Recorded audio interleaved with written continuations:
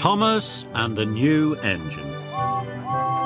The engines on the island of Sodor keep very busy.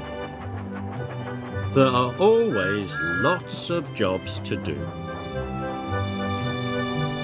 One morning, the Fat Controller came to Tidmouth's sheds.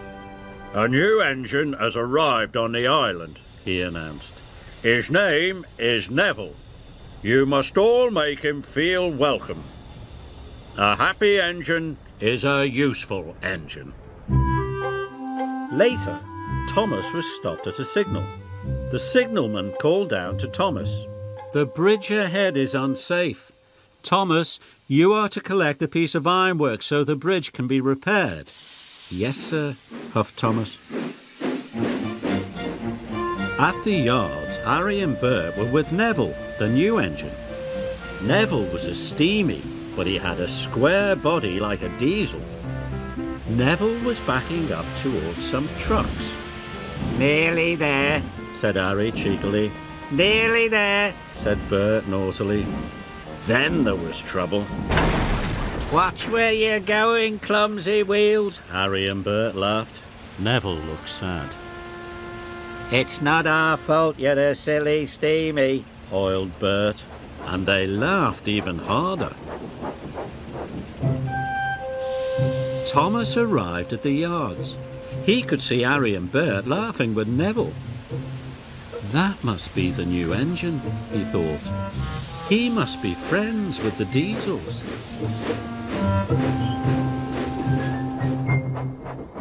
Thomas arrived at Knapford Station.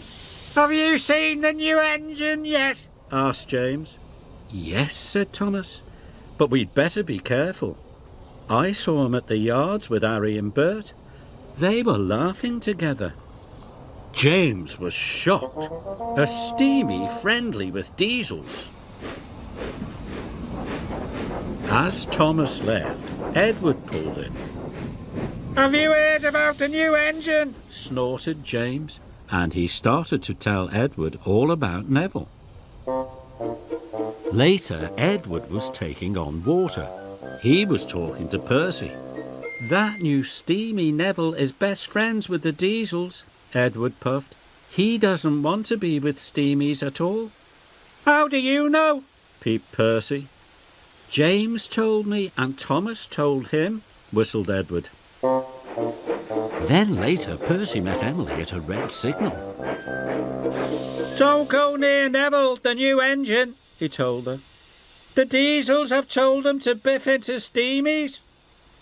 Edward told me, James told Edward, and they all heard it from Thomas." When Thomas arrived at Abbey Station, the Fat Controller was there. "Thomas, you must warn all engines not to cross the bridge until it is repaired," he boomed. Thomas felt proud. It was a very useful job. Just then, he heard a whistle. Someone was coming. Thomas had to warn them. It was Neville, pulling Annie and Clarabelle. Thomas was shocked. Annie and Clarabelle were his carriages. "Hello," puffed Neville cheerfully. "I'm not talking to you," Thomas huffed crossly. Neville didn't know what he had done.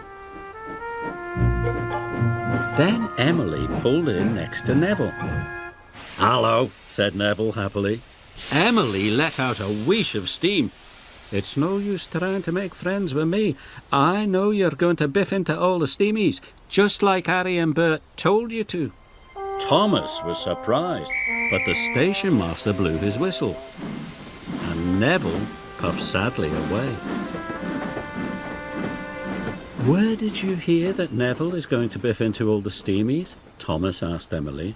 "Don't you know?" Emily whistled. "Percy told me, Edward told Percy, James told Edward, and you told James," huffed Emily. "But I only said to James that I'd seen Neville with Harry and Bert." Then Toby arrived. "Have you heard about Neville, the new engine?" he puffed. "Henry saw Harry and Bert be horrible to him at the yards." Emily was shocked.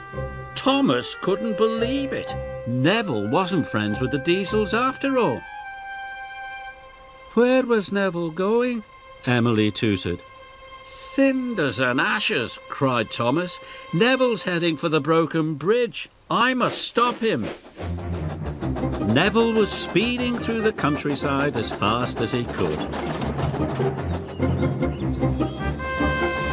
Suddenly, Neville saw a barrier on the track. He slammed on his brakes. But it was too late.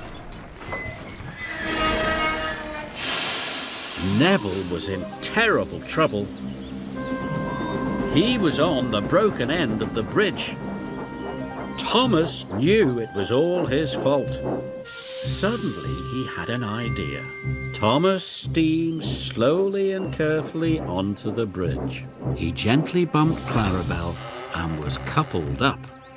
Thomas was very scared. Slowly and steadily he began to pull Neville back from the edge. The bridge made a creaking noise. Thomas knew he must hurry.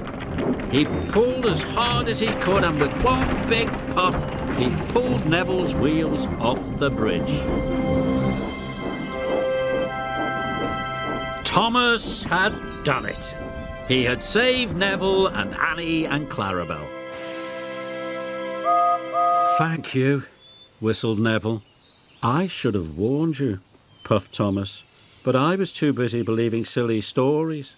I thought you didn't like steamies, but now I know I was wrong.